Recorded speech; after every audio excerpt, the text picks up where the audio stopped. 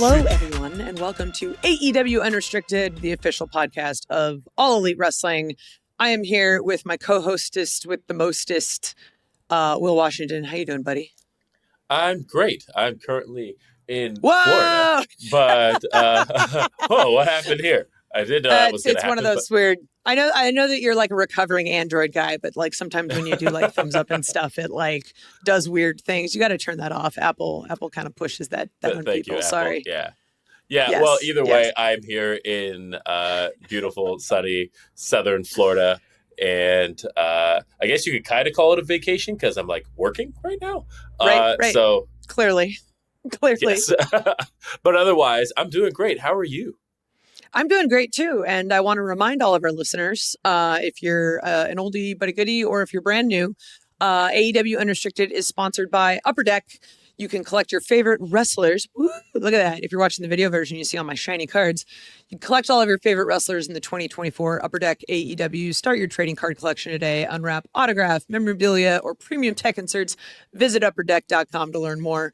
And one of the things I love about this podcast is like when we have the people on, we'll like pull out their card, show them whatnot, show them their opponents. And it's funny because we've got a guest today who's actually faced a number of people who I have in this deck. Like most famously, we've got like a Kenny Omega. We've got a handful of others.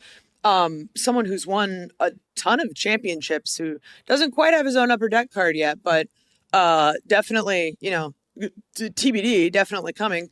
And who is that person, Will? Who is that person?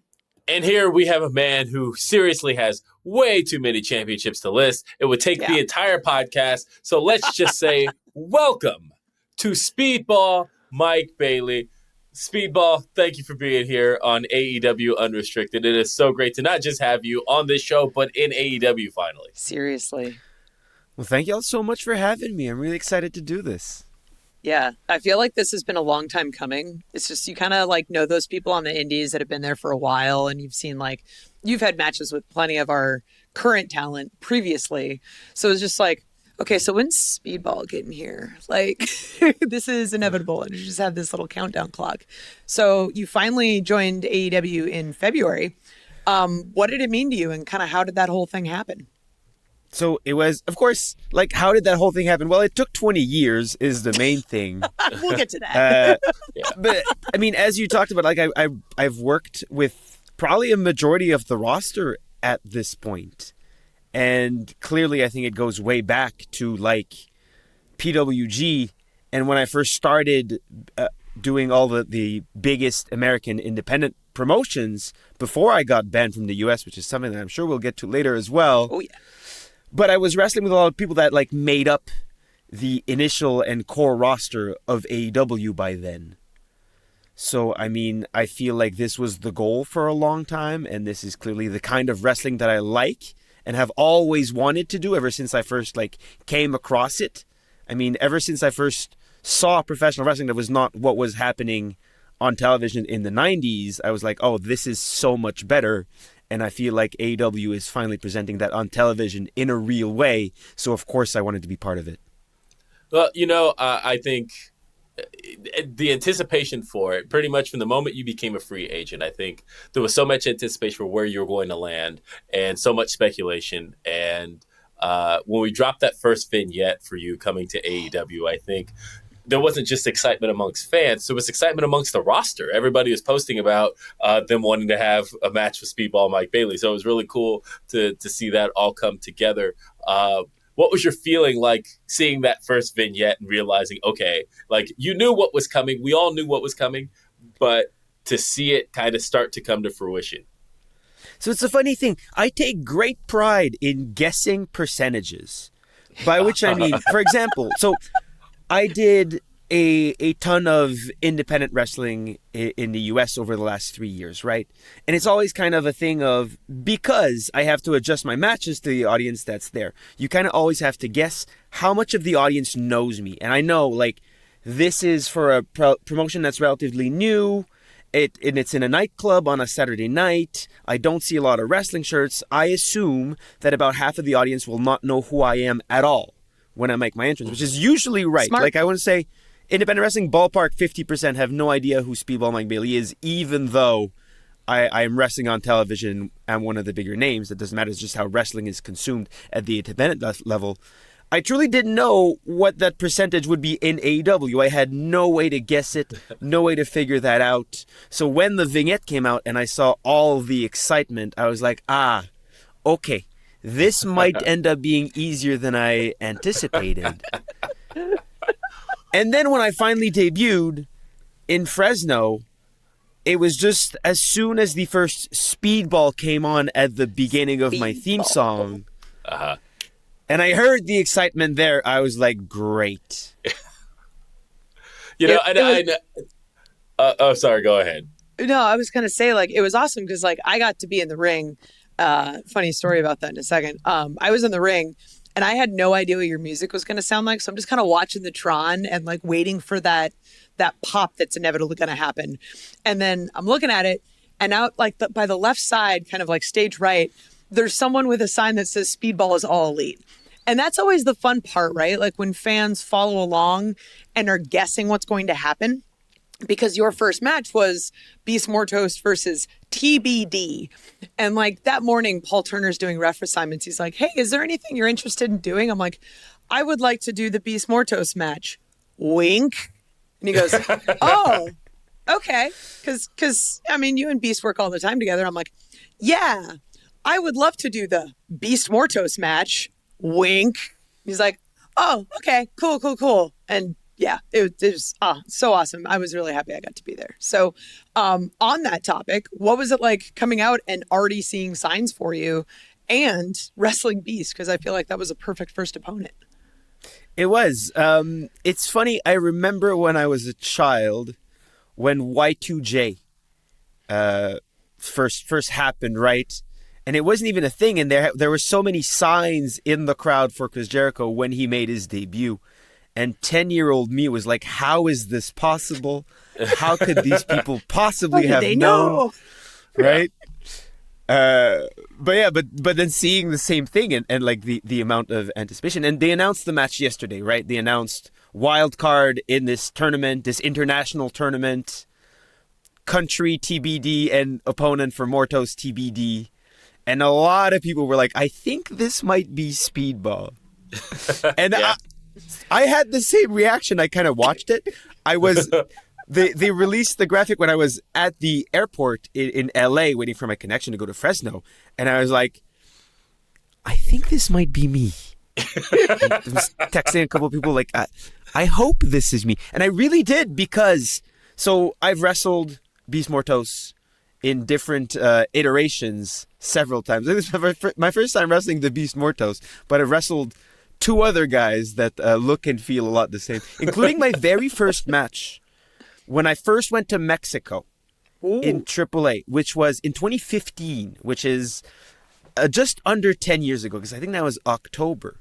But he was, under a different name, part of my first ever match there, which was like, I didn't spend that much time. I spent 2 months in Mexico and went back another time after that. But that was my first like extended wrestling trip where I really made the crossover into, I mark that trip as the moment where I became a professional wrestler full time, because I had recently quit my last full-time job and was officially doing pro wrestling for a living at that point.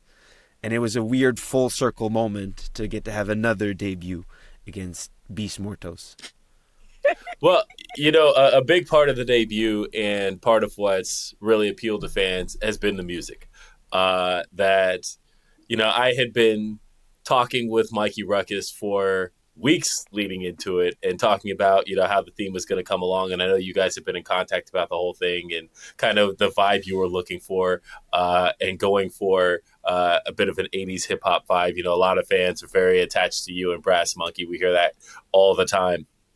And I thought for this to have kind of to have that same feel, but at the same time, give you a bit of give it its own unique feel that's unique to you.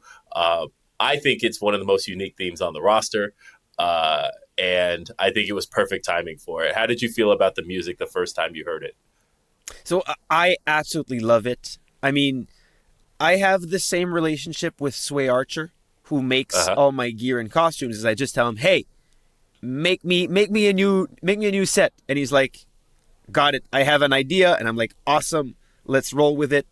Mikey Ruckus, like, he kind of knew what he wanted. I think the first message he said, "Hey, I have this vision for this kind of Street Fighter, 80s hip hop kind of thing." And I was like, "Great. If you see it, if it's in your mind." If you look at Speedball Mike Bailey and like, I think this would fit perfectly, then there's no way I'm gonna like argue at all or like pitch anything. He's the man. His theme songs are always great, and if he has a specific vision, then of course we're running with it. And the main thing I wanted was something different. I want something unique. That's why I liked Brass Monkey as a theme song. More than I like the song, I like that it does not sound like a professional wrestling theme song at all.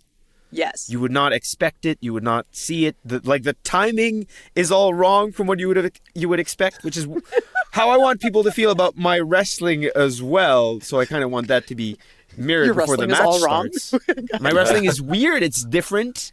It's unconventional by design.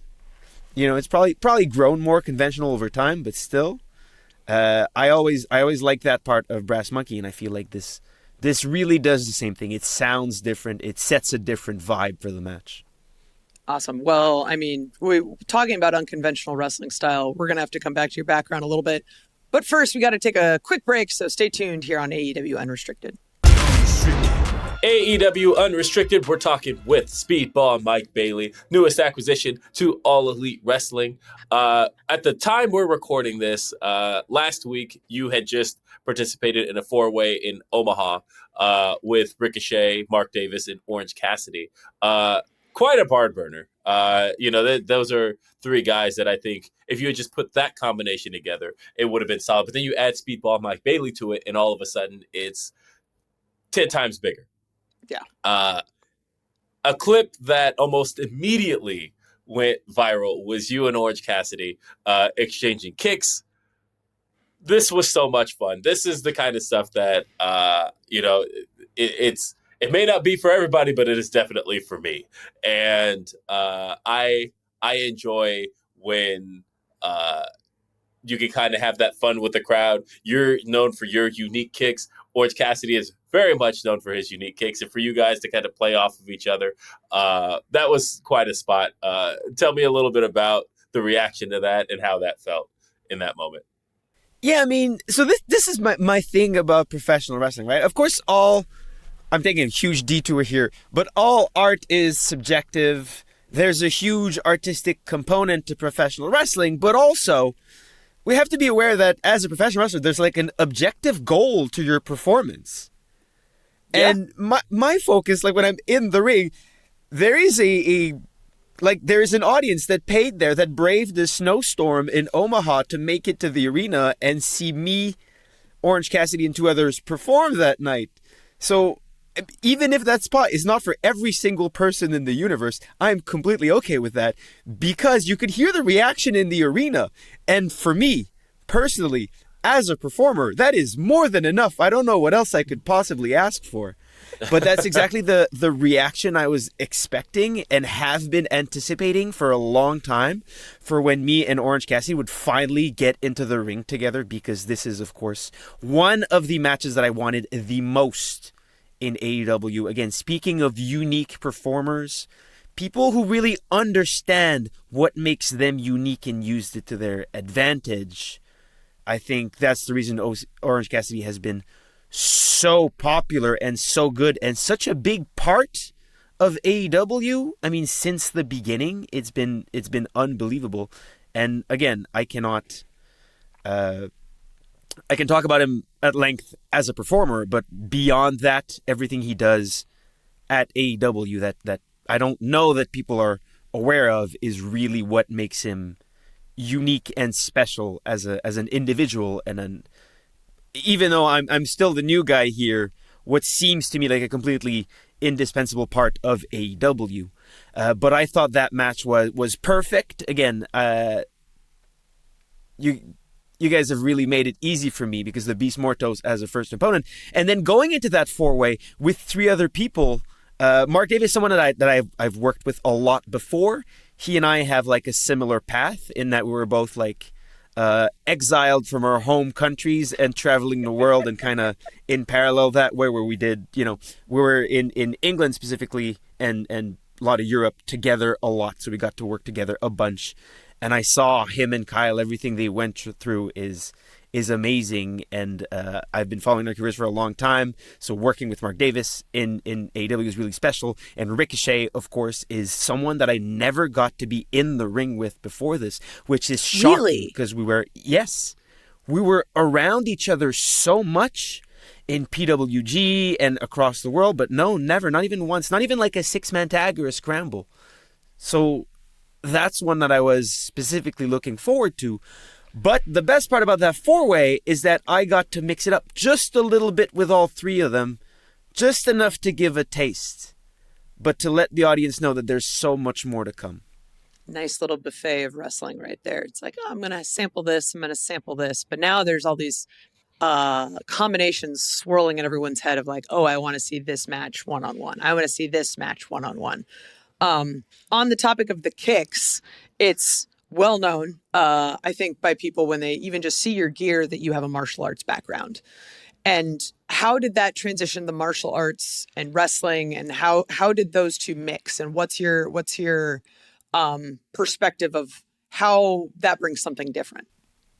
So I started doing Taekwondo when I was like 11 years old. And I didn't like want to do martial arts and then saw pro wrestling. It was like I had a friend who had started Taekwondo and was like, hey, you should come try it at class. And I was like, oh, this is going to be great when I start pro wrestling. Like pro wrestling was kind of always there first. But then, of course, for a long time, martial arts was really the priority, especially when I was too young to start pro wrestling. And then even when I had just started pro wrestling, I mean, I fell in love with Taekwondo immediately. And I would train as much as I could. When I was like between from 13 and 18, I would do all of the kids and the adults classes at the school. So I was training like 3 hours a day as much as I could. And I literally, that's all I did with the free time I had was just train. So by the time I started wrestling, even if I had made a conscious choice, I don't want to use the martial arts, I just want to be a classical pro wrestler, that would have been impossible. It was a part of me. It was how I moved. It was how I thought. I couldn't try to take it out. Like to this day, I can't play hacky sack because I just try to kick it like martial arts, and you have to do completely the opposite. You have to do weird inside, like bending your knee kicks in unnatural positions that I can't do at all.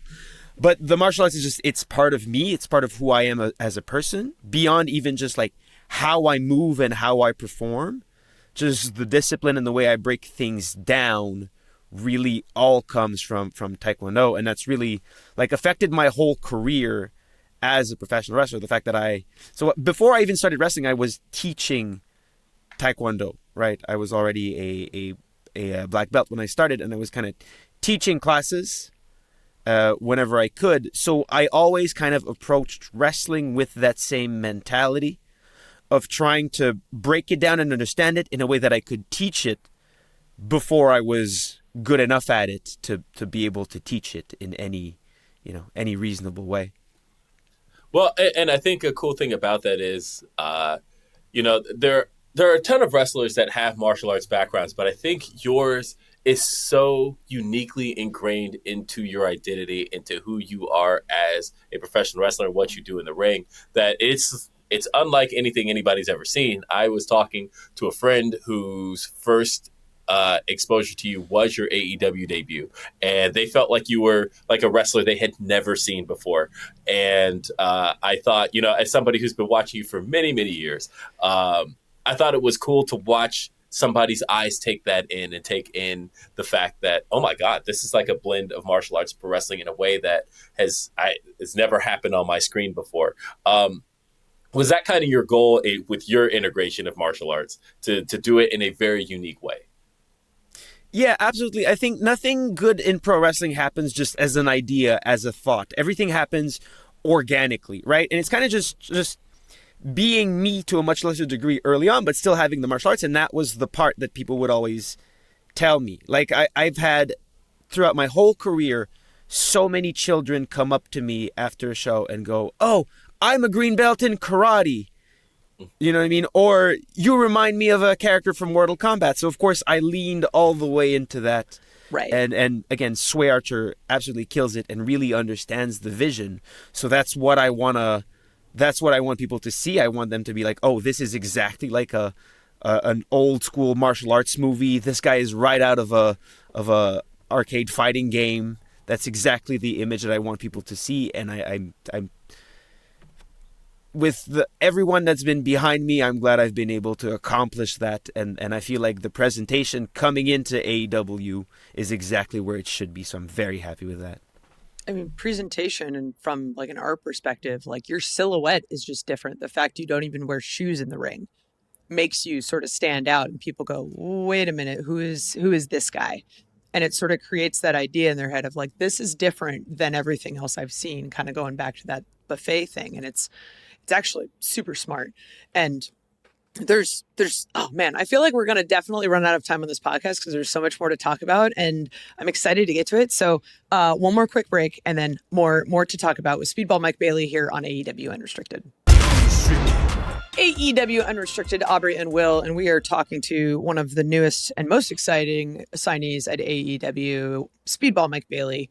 One of the things that we sort of have to talk about, the elephant in the room, is you had this amazing run on the indies, and then you sort of disappeared for a good 5 years, almost exactly 5 years, before you came back with a vengeance. And for those that don't know, you were actually banned from the US for a while. And can you kind of tell that story a little bit? Well, so I wrestled in Canada for probably the first 10 years, 8 years of my career only in Canada. Then I started doing some US stuff, right? But when you start out in the US and you don't have a big name, it's very difficult to obtain an American work visa. I'm sure as people know, as is in the news right now. So you kind of just go wrestle, and then, you kind of just go do it. And when they ask at the border, "Are you going to work?" you say, "No, I'm just going to wrestle." And that kind of is fine most of the time. I'm just going to a wrestling show. Yeah. And that's fine 90% of the time until it isn't. And then I got stopped at the border, and they were like, "Oh, you did pro wrestling in the US. You're not allowed to come in here for 5 years," which is, terrible. We could talk about borders as a concept, but that would be a whole other podcast. And so that was a pretty big point in my career, because I kind of had an idea where my career was going, and I was seeing everyone that was where I was at kind of heading in the same direction, of getting onto one of the major American promotions at that point. And obviously for the next 5 years, that was not going to happen for me, which happens to a lot of wrestlers from around the world, a lot of Canadians, because again, that is the next logical point of progression in your career. Once you make it, once you start doing well in Canada and establishing yourself as someone people want to book, then people start wanting to book you in the US, so you have to go, but again, no visa, so it's very difficult. But it happens, what happened to me happens to so many Canadians that you probably have never heard of, for the reason that they were never able to make it to the US or gain enough momentum there. I was lucky enough that I had already started wrestling in a couple really high-profile places in the US, like PWG, and that allowed me to have enough steam to keep my career going outside of the US. So I had kind of a lot of options when that 5-year ban came up. The most obvious one was quit professional wrestling. And that's what I think most people would have done. That's what a lot of Canadians who are in the same situation did. No, I just decided I was going to go international and find wherever wrestling is and go do it there. So I made the conscious choice for the next 5 years to try to be in as many places as I possibly could. So I spent for the next probably 4 years, because then the pandemic happened and that stopped traveling. I would be 1 month in Canada, 1 month in Europe, 1 month in Japan, then 1 month back to Europe, then 1 month in Japan, then 1 month in Canada, and so on, which was even more challenging because it's around the time of that ban that I met who is today my wonderful wife, Veda Scott, who I love Veda. Veda, who is an American citizen, and we decided to have a go at making our relationship work. We had been friends for a long time, and she came up to Canada a couple of times, and we were like, can we make this work as a relationship, even though I can't come into the country where you live? And then we were kind of like, maybe if we travel together, we can make this work.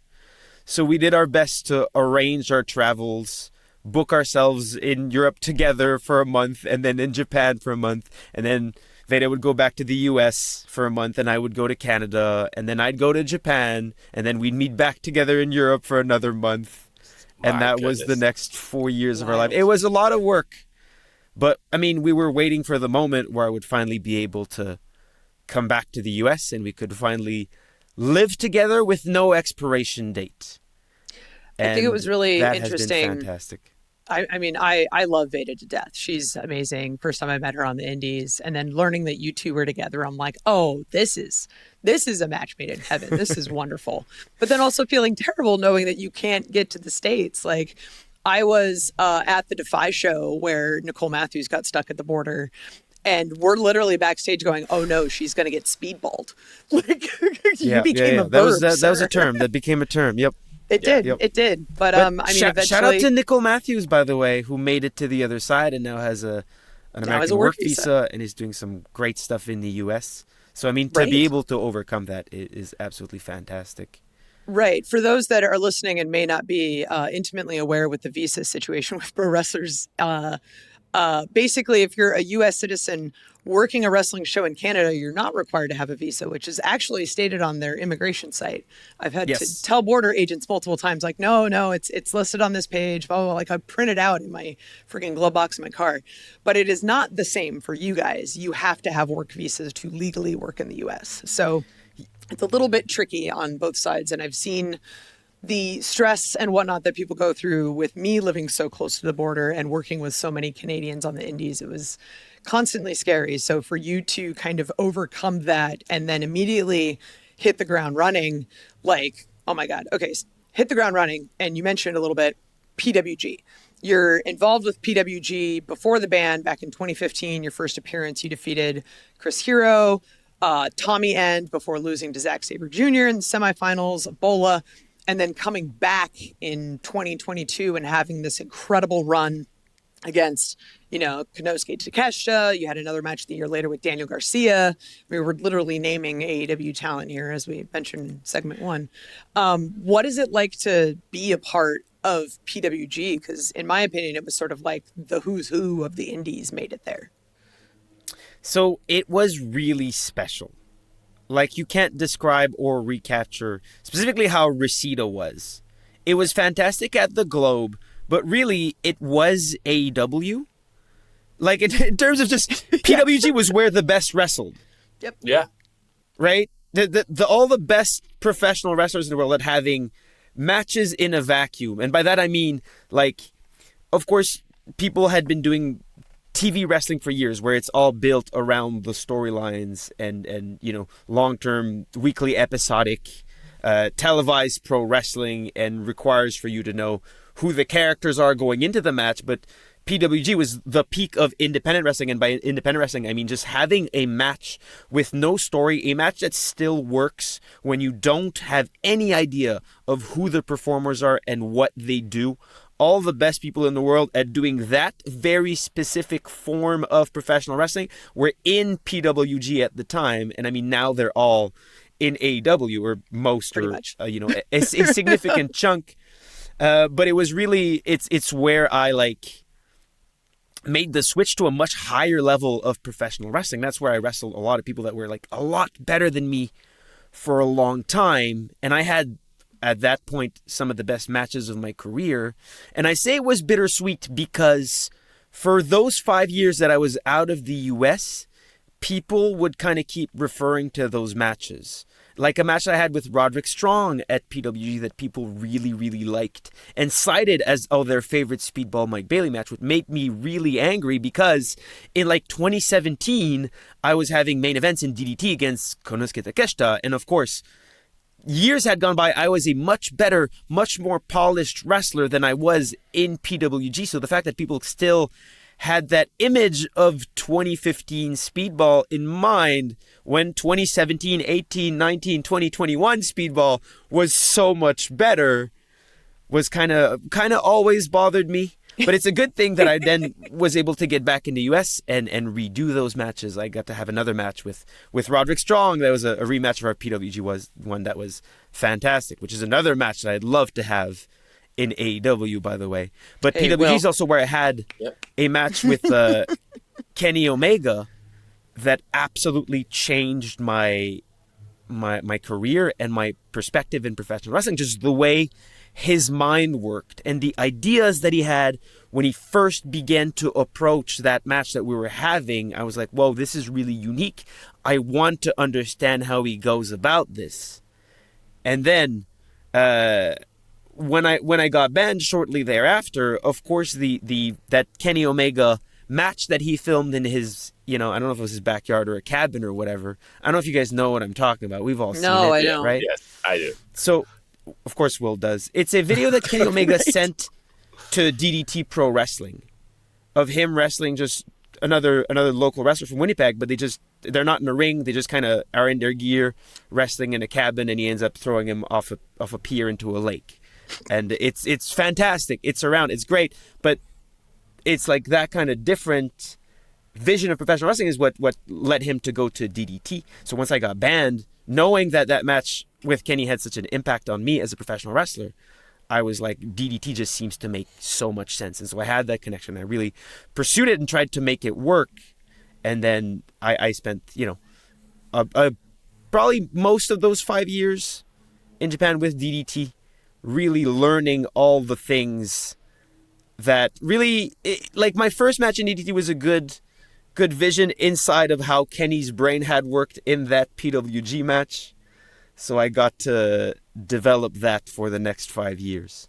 And honestly, when you think about what DDT does best, like it really laid the groundwork for what AEW was able to do during the pandemic, right? Because when you look at like Stadium Stampede, those who followed DDT were like, oh, this is a DDT match. But, it is one of those things that Kenny was able to bring over to AEW and make work in a setting where there were no fans. But when you knew what Kenny was able to do, like you said, on the tape, it's like, of course, this is what Kenny was able to bring to this setting and make for unique, I guess, at the time, cinematic pro wrestling was a way to kind of look at that. So this is really like what DDT is what made me understand, like the difference between subjectively good professional wrestling and objectively good professional wrestling. In like, there's a lot of pro wrestling that's like the audience enjoys it because it's pro wrestling, and people that are able to get a crowd going in one setting. However, in DDT, sometimes you would have to perform on blue mats in the center of a shopping mall for people who are not interested at all in professional wrestling. And to be able to get these people, to turn these people into fans of DDT, to switch these people who didn't buy a ticket. They don't know who the performers are. They barely know what's happening, but they just know that it's cool as fuck. That's objectively good pro wrestling. And the idea to be able to use pro wrestling as an art form to bring it and put it in a completely different medium and make it work. And the fact that that's possible and that's something that they do regularly in DDT really made me look at pro wrestling in a different way. And I'm glad that mentality and that vision was brought across to AEW as well. And I really look forward to exploring that. Well, one of the things that I think came out positively, and I want to shout out my buddy Righteous Reg, who was my co-host on Grapsity for a while. And I think you'll recall that at the beginning of 2023 on that show, I had Veda on the show and we were talking. And I think after the show, I was even talking to her about like, hey, I think I might be starting with AEW. Like, I think like a month later, I actually did. And like you were in the background the whole time. But, Reg was always a big follower of PWG. And, he talks about his years and years being a PWG follower. And once you came back to the States, he hadn't quite had a full grasp of what you were doing overseas. But once you came back to the States, I remember into the year 2022, he was like, oh, Wrestler of the Year is absolutely Speedball Mike Bailey. He's like, just the way he has come back as an entirely new performer. It's like it's a little piece of who we knew before, but he's so much more polished. He's so much more refined, and he's putting together some of the best work that people still aren't quite seeing yet. And that was 2022. And then 2023, again, you were just continuing to set these high marks and get in there with guys that were doing big things on TV. And now here we are, 2025. You're here in AEW. And just thinking about the fact that there was so much anticipation for you to get here. And it really all just came from the last 3 years. Like, I think that to me speaks to what you were able to accomplish in those 5 years away. So I guess the question that comes out of that is, how does it feel knowing that coming back and getting to perform the last 3 years kind of set the stage for people to see what Speedball Mike Bailey, who's had a 20-year career here, really is going to get to bring to TV now? I think my biggest accomplishment in professional wrestling, as well as in life, is constant progress, is making every year better than the last. And that, of course, those 5 years outside of the U.S., that was the focus, right? I'm going to take everything I can from wrestling all over the world, learn as much as I can, get even better so that when I can come back to the U.S., I can finally, reach my goals. And then those 3 years after that were the same thing. Like, how much better can I get? What do I need to do in order to figure out American pro wrestling? And I feel like at the point where I'm at, coming to AEW and learning that style of professional wrestling and really going a lot deeper, I hope that I get to learn really how to build those stories and evolve the character in front of an audience that's really going to pay attention to the details and all the intricacies and be able to tell long-term stories with a payoff at the end is really what I feel is what I need the most in order to become a complete professional wrestler. So this is the perfect place for me to be right now. I also always look at my career as my eventual goal is to open I think a wrestling school sounds a little bit minimal, but I want a warehouse with a ring, and I want to train people and run shows and give young performers as a platform. And I feel like that the more I learn, the more I'm able to give back. I have a couple students of mine, people that I can say are students of mine, probably not exclusively me, other trainers as well, but that are absolutely tearing it up right now. And that makes me so happy. That is the most fulfilling thing. So when I look at my career in AEW, I believe that the further and higher I can make it, then that just gives my students an even higher benchmark, an even higher goal to reach. And my goal in my career will always be to have a student of mine outdo me at some point.